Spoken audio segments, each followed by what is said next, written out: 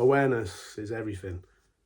The ability to be aware of, the ability to recognize and experience yourself as that which is aware of, that which is witnessing, that which is observing everything that is happening within you, that which is observing thoughts as they pass through your awareness. As opposed to being wrapped up in that, as opposed to being lost in the mind, as opposed to being absorbed into the mind to the extent that we are identified with that, to the extent that we sort of unconsciously believe ourselves to be our thoughts, right? Your ability to gain that bit of spaciousness, that awareness, largely determines the quality of your life.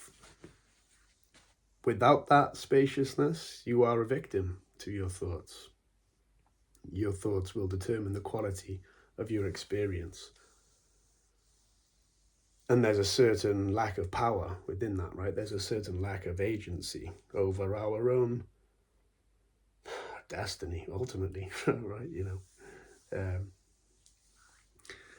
And so you have to develop that spaciousness. And ultimately, to some extent, it's out of your control. It's out of our control how that will develop, how that will unfold within us. Of course, there's things that we can do to support and facilitate that expanding awareness. But without that initial kind of like separation, break from the thinking mind that we are identified with, there's not much you can do. And not everyone ultimately experiences that to any great extent.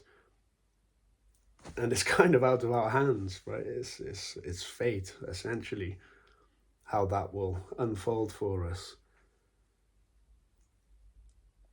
And it's suffering, right, a lot of the time, which creates that by necessity, right? Because it's all well and good when our thoughts are flowing in a way that isn't really causing too much of a problem, not so much of an issue that it really forces us to look at that and notice, like, man, what is going on? Like, what is happening here?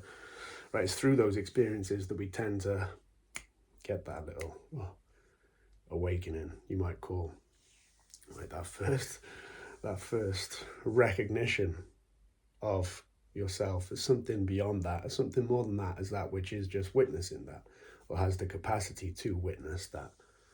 I remember that first came for me when I was 20, where I'd grown up with cystic fibrosis, and so thinking that I would die at 30, that was the average life expectancy when I was born. So I always grew up with this kind of just acceptance of like, oh, I'm going to live to about 30. And I turned 20, and it really hit me all of a sudden, and I just hadn't really thought about it. Up until that point, it was normal to me. But I turned 20, and I was like, fuck, I'm 20, that's 10 years left, and these 20 years have flown by like I have not got long, And so then I got into this spiral of thinking about death, thinking about dying all the time. And of course I was resisting that, right? You don't want to have those thoughts. I don't want to be thinking about dying. That's not nice. That's not the kind of thing I want to be thinking about. But of course I didn't realize at the time that the nature of the mind is the more you try and resist that, the more it's going to come and come and come. You can't take away thoughts. You can only add thoughts, right? Which is why it's so important to be able to just step back and witness and allow them to come and go rather than getting wrapped up and engaging with the mind, right? Responding to thoughts with more thoughts until it's just blah, blah, blah, blah, blah, blah, never ending. It's a never ending loop and spiral then that we're sort of creating with that inability to just witness and allow them to come and go. And so I spend months thinking about dying all the time, right? It was constantly there, constantly niggling at me like, you're gonna die soon, you're gonna die. And then one day, I just remember like having that thought and then just thinking, I'm not gonna die.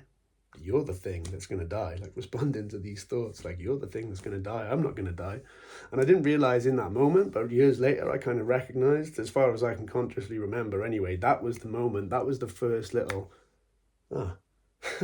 recognizing myself as something separate, as something beyond what I was thinking.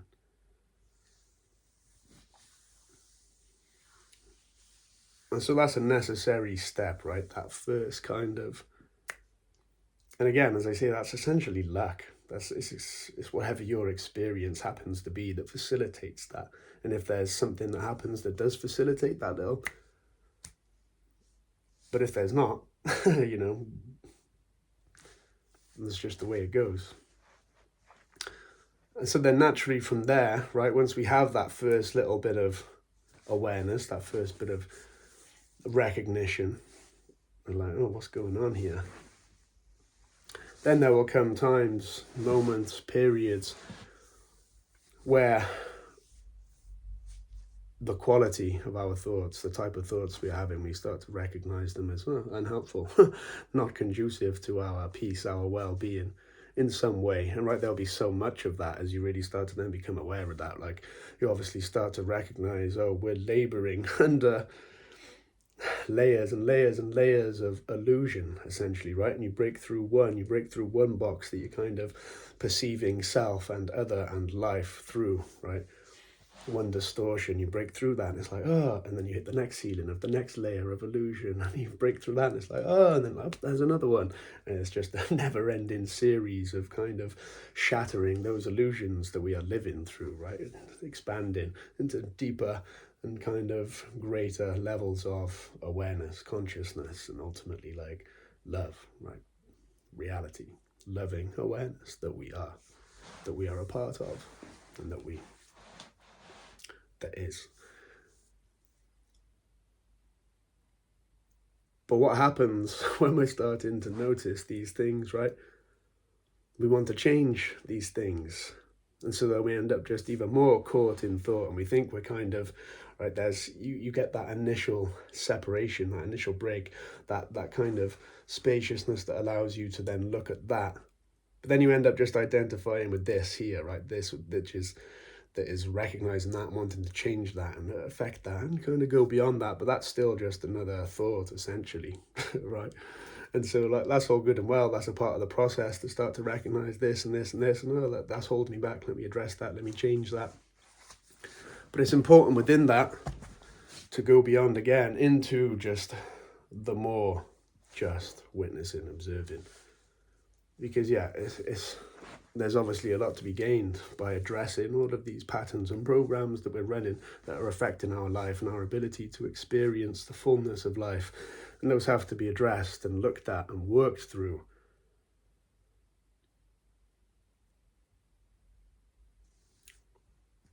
But to complete that process, truly, right, because you can do all the healing, right? You can do all the healing work of these different wounds that we carry.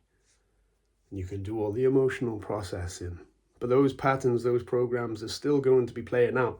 You can kind of reduce, I would say, the regularity and potency of those programs, of those wounds that are playing out in your conscious present experience.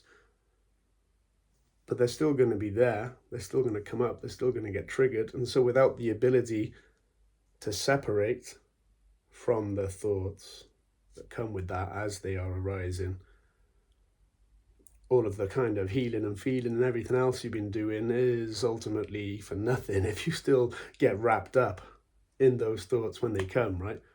All of the doubts, all of the fears, all of the beliefs, all the kind of shame and self-hatred and everything else that you carry when that's getting triggered again. If you don't have the ability to not engage with those thoughts as they are coming up, well, then you're still just as much of a victim to those thoughts, right? So ultimately, awareness is key. The ability to not get wrapped up in our thoughts largely determines the quality of our experience in different ways. Of course, do the work, and this is the therapy that I do, right? It's all about doing that work of bringing in these things, these wounds, these different patterns and programs and limiting kind of beliefs that we're living out. Bring that in close, look at that, address that, go beyond that. But to go beyond that is ultimately to separate from that, to recognize, right? Because all the thoughts that we're having, like so much of it, 99% of the thoughts we're having is just nonsense. And like so much of it is just the response, right? The kind of patterns of thinking and feeling and doing that we've built up around just trying to avoid pain in some way. And so much of that is our conscious thinking experience is just these means of avoidance and seeking safety and seeking something always.